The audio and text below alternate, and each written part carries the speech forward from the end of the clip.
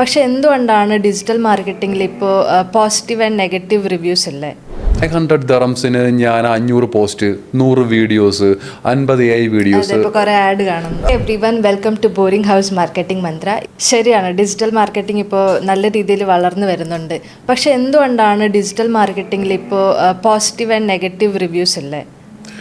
ശരിയാണ്, ഡിജിറ്റൽ മാർക്കറ്റിങ്ങിൻ്റെ തന്നെ ഒരു പാർട്ടാണ് ഡിജിറ്റൽ മാർക്കറ്റിംഗ്. മാർക്കറ്റിങ്ങിന് ഒരുപാട് ബ്രാഞ്ചസ് ഉണ്ട്. അതിൻ്റെ ഏറ്റവും ലേറ്റസ്റ്റ് ആയിട്ട് വന്നിട്ടുള്ള ഇന്നോവേറ്റീവ് ആയിട്ടുള്ളൊരു പാർട്ടാണ് ഡിജിറ്റൽ മാർക്കറ്റിംഗ് എന്ന് പറയുന്നത്.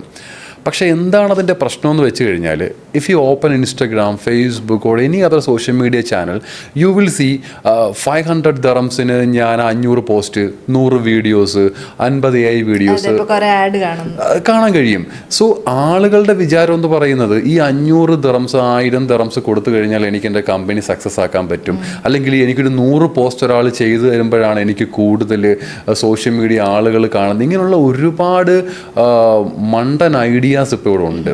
അത് ഈ എല്ലാ ഇൻഡസ്ട്രിയും കൂട്ടി നശിപ്പിക്കുന്ന ഒരുപാട് ആളുകളുണ്ട്. ഇപ്പം ജസ്റ്റ് ഞാൻ പറയാം, നമുക്കിപ്പോൾ ഡിജിറ്റൽ മാർക്കറ്റിംഗ് പഠിച്ചിറങ്ങുന്ന ഒരാൾ ചിലപ്പോൾ ഒരു 1 month കോഴ്സ് ആയിരിക്കും, 2 month കോഴ്സ് ആയിരിക്കും, 6 month ആയിരിക്കും, ചിലപ്പോൾ ഡിപ്ലോമയോ അല്ലെ PG കോഴ്സുകളോ എടുത്തിട്ടായിരിക്കും. എന്ത് കോഴ്സ് പഠിച്ചു കഴിഞ്ഞാലും നമ്മളൊരു ഡോക്ടറെ കൂട്ട് തന്നെയാണ് ഇവർ പഠിച്ചിറങ്ങിയ ശേഷം ഇവർക്ക് പ്രാക്ടിക്കൽ എക്സ്പീരിയൻസ് വേണം.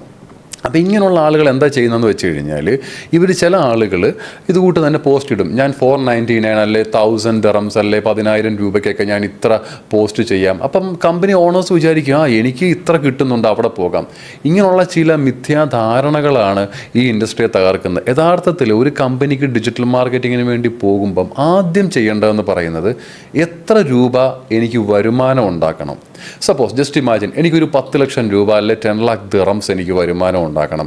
അതിനെനിക്ക് എത്ര സെയിൽസ് നടക്കണം, ആ സെയിൽസിന് ഞാൻ എത്ര ഇൻവെസ്റ്റ് ചെയ്യണം മാർക്കറ്റിങ്ങിൽ. ഇങ്ങനെയാണ് എനിക്ക് നോർമലി ഒരുപാട് കോൾ കിട്ടാനുണ്ട് മാർക്കറ്റിംഗ് ഫീൽഡിൽ.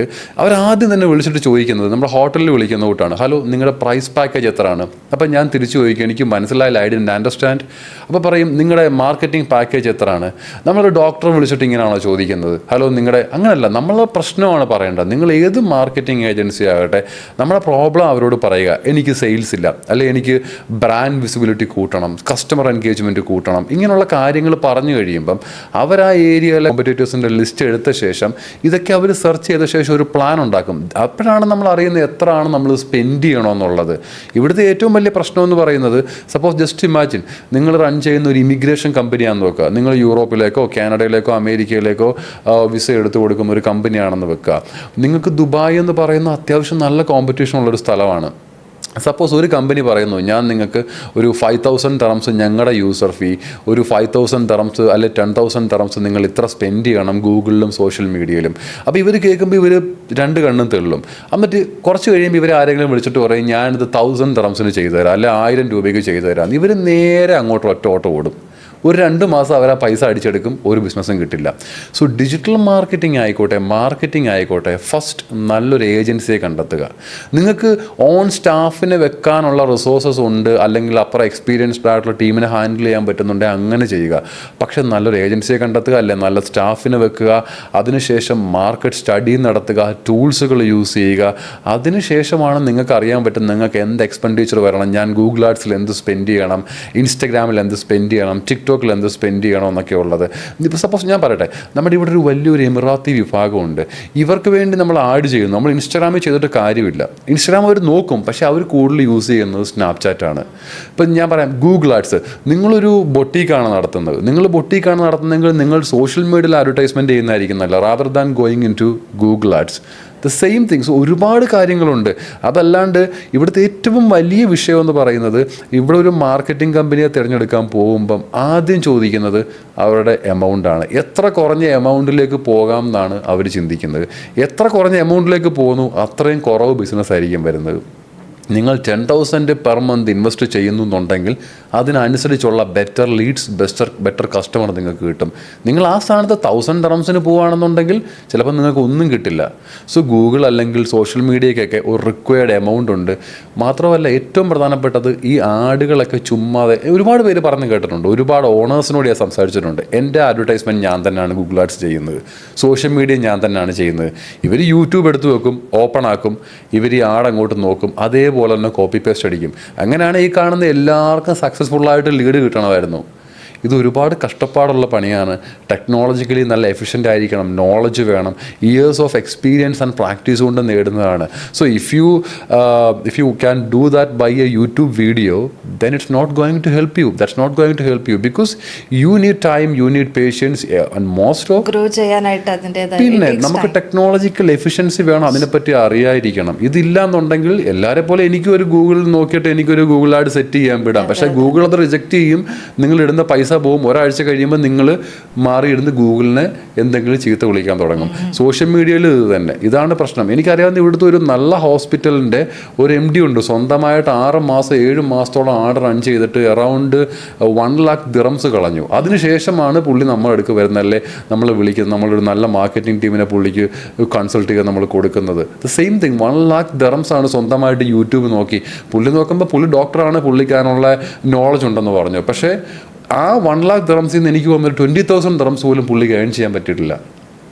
അതേസമയം ഈ മാർക്കറ്റിംഗ് കമ്പനി വന്ന ശേഷം പുള്ളിക്ക് ആ സെയിം എമൗണ്ടിൽ നിന്ന് തന്നെ അതിൻ്റെ ഒരു 20 to 25% ROI കിട്ടുകയും ചെയ്തു. ഇതൊക്കെ നമ്മുടെ പല ആളുകൾക്കും അറിയില്ല. ഇതിങ്ങനെ ആ ഒരു രീതി, ഡിജിറ്റൽ മാർക്കറ്റിംഗ് അല്ലേ, എനിക്ക് യൂട്യൂബ് വീഡിയോ ചെയ്യാം, അല്ലെ അത് നോക്കി ചെയ്യാം. ഈ പാക്കേജസ് വരുന്നൊക്കെ ആഡ് കാണുന്നതുകൊണ്ട് like people are behind that. Yes, ഞാൻ പറഞ്ഞില്ലേ 499 dirhamsനോ അല്ലെ 2000 രൂപയ്ക്ക് ഇവിടെ ഒരു കമ്പനി സക്സസ് ആക്കാൻ പറ്റുമായിരുന്നെങ്കിൽ ഇവിടെ എല്ലാം സക്സസ്ഫുൾ ബിസിനസ്മാൻ ആയനെ. ഇപ്പോൾ നമ്മൾ ഈ പറഞ്ഞ കൂട്ടി യൂസഫ് അലിക്കോ അല്ലെങ്കിൽ അംബാനിക്കോ ഒന്നും ഇത്രയും പൈസ സ്പെൻഡ് ചെയ്യേണ്ട കാര്യമില്ല. ഓരോ ബിസിനസ്സിനും നമുക്ക് വരേണ്ട പ്രോഫിറ്റ് അനുസരിച്ച് നമ്മുടെ മുടക്കിയ പൈസയ്ക്ക് അനുസരിച്ചാണ് നമ്മൾ മാർക്കറ്റ് ചെയ്യേണ്ടത്. അതിനനുസരിച്ചുള്ള രീതികളാണ് നമ്മൾ അവലംബിക്കേണ്ടത്.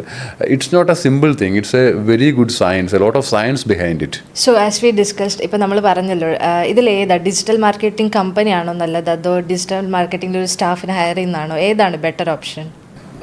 ഇത് രണ്ടും നല്ല ഓപ്ഷൻ തന്നെയാണ്. Depends upon your company. നമ്മൾ വിചാരിക്കുക ഇപ്പോൾ ലുലു ഗ്രൂപ്പിനെ നമ്മൾ എടുക്കുക, ഇതൊരു വലിയൊരു ഗ്രൂപ്പാണ്. അവർക്കൊരു കമ്പനിക്ക് കൊടുക്കുന്നതിനെക്കാട്ട് നല്ലത് അവർക്ക് പല ബ്രാഞ്ചസ് ഉണ്ട്, പല ബിസിനസ് ഉണ്ട്, അവർക്കൊരു ടീമിനെ സ്വന്തമായിട്ട് എടുക്കുന്നതാണ്. പക്ഷേ നിങ്ങളിപ്പോൾ ഒരു സ്വന്തമായിട്ടൊരു ചെറിയ ബൊട്ടീക്കോ ഒരു സലൂണോ അല്ലെങ്കിൽ ഒരു 20, 30, 40 ഒക്കെ ഉള്ള കമ്പനി നടത്തുകയാണെന്നുണ്ടെങ്കിൽ better you go with the digital marketing agency. Because ഒന്ന്, നിങ്ങളുടെ തലവേദന കുറയും. രണ്ടെന്ന് വെച്ച് കഴിഞ്ഞാൽ നമ്മളൊരു ഏജൻസി എടുത്തില്ല, നമ്മൾ സ്റ്റാഫിനെയാണ് എടുക്കുന്നതെങ്കിൽ you should have the expertise to manage them. Okay, ഇവിടുത്തെ പല ഓണേഴ്സും എനിക്കറിയാം, ഇവിടെ റിയൽ എസ്റ്റേറ്റ് വർക്ക് ചെയ്യുന്ന പല ഓണേഴ്സും ഉണ്ട്. അവർ ടീമിനെ എടുക്കുന്നുണ്ട്, പക്ഷേ ഇവർക്ക് അവരെന്താണ് ചെയ്യുന്നതെന്ന് മനസ്സിലാക്കാനുള്ള ടൈമും ഇല്ല, അതിനുള്ള എക്സ്പെർട്ടൈസും ഇല്ല.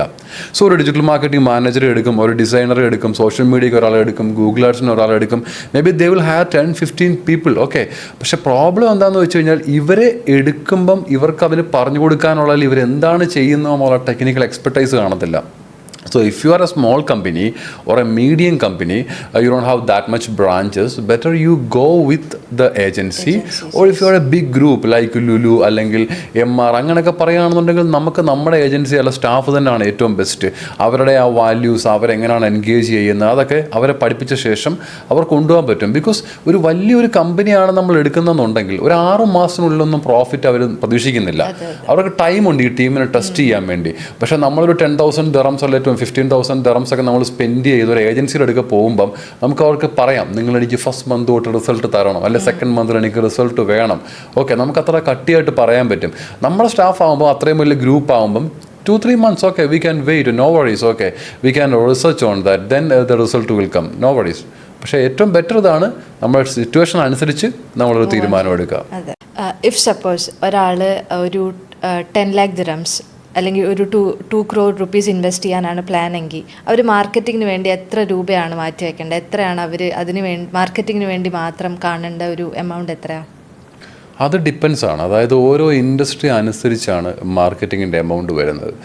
ചില ടൈമിൽ ചില ബിസിനസ് നമുക്ക് 1 time ആഡ് മതിയായിരിക്കും. Suppose if you are starting something related to alcohol, okay, even marketing ചെയ്യണ്ട, ബട്ട് ഒരു ഫസ്റ്റ് ടൈമിൽ അങ്ങനെ എന്തെങ്കിലും ഉണ്ടെന്നുണ്ടെങ്കിൽ പിന്നെ ആളുകൾ ലൊക്കേഷൻ തപ്പി വന്നോളൂ. പക്ഷേ അതല്ലാത്ത ഇൻഡസ്ട്രി ആണെന്ന് നോക്കുക. Suppose you are starting a big textile, okay, something like that, അങ്ങനെ ടെക്സ്റ്റൈലിൻ്റെ ഒരു ഷോപ്പാണ് സ്റ്റാർട്ട് ചെയ്യുന്നുണ്ടെങ്കിലും നമുക്ക് ഓരോ ഫെസ്റ്റിവൽസ് അല്ലെ ഈവൻറ്റ്സ് ഒക്കെ വരുമ്പോൾ നമുക്ക് മാർക്കറ്റ് ചെയ്യേണ്ടി വരും. പക്ഷേ ഏത് ഇൻഡസ്ട്രി ആണെന്നുണ്ടെങ്കിലും ഒരു 10 to 15% നമ്മൾ എന്താണോ നമ്മൾ പ്രൊജക്റ്റഡ് റവന്യൂ അല്ലെങ്കിൽ ഇൻവെസ്റ്റ് ചെയ്തതിൻ്റെത് ചെയ്യുന്നതാണ് ഏറ്റവും ബെസ്റ്റ്. ഇതൊരിക്കലും അങ്ങനെ ഒരു കൃത്യമായ കണക്ക് പറയാൻ പറ്റില്ല. പക്ഷേ അറ്റ്ലീസ്റ്റ് നമ്മൾ ഒരു എമൗണ്ട് എപ്പോഴും മാർക്കറ്റിങ്ങിന് വേണ്ടി മാറ്റി വെക്കുക. നമ്മൾ സക്സസ് ആയിട്ടുള്ള എല്ലാ കമ്പനികളെയും നോക്കുക, അവർ കൃത്യമായിട്ട് അവരുടെ കമ്പനിയെ ഏതെങ്കിലും രീതിയിൽ മാർക്കറ്റ് ചെയ്യുന്നുണ്ടായിരിക്കും. അവരിത് വിളിച്ചു പറഞ്ഞുകൊണ്ട് നടക്കത്തൊന്നുമില്ല. ആരും നമ്മളുടെ സക്സസ് ഫോമുല എല്ലാവരുടെയും പറഞ്ഞു നടക്കില്ല. ഓക്കെ, അത് മാർക്കറ്റിങ്ങിന് വേണ്ടി ഫണ്ട് മാറ്റി വെക്കുക, അല്ലെങ്കിൽ ഏതെങ്കിലും രീതിയിൽ മാർക്കറ്റ് ചെയ്യുക എന്നുള്ളത് തന്നെയാണ്. ഇപ്പം നമ്മളറിയില്ല, ചില മൂവീസൊക്കെ ഇറങ്ങുമ്പോഴത്തേക്കും വലിയ വിവാദങ്ങളൊക്കെ അതിൻ്റെ പുറകെ ഉണ്ടാവും.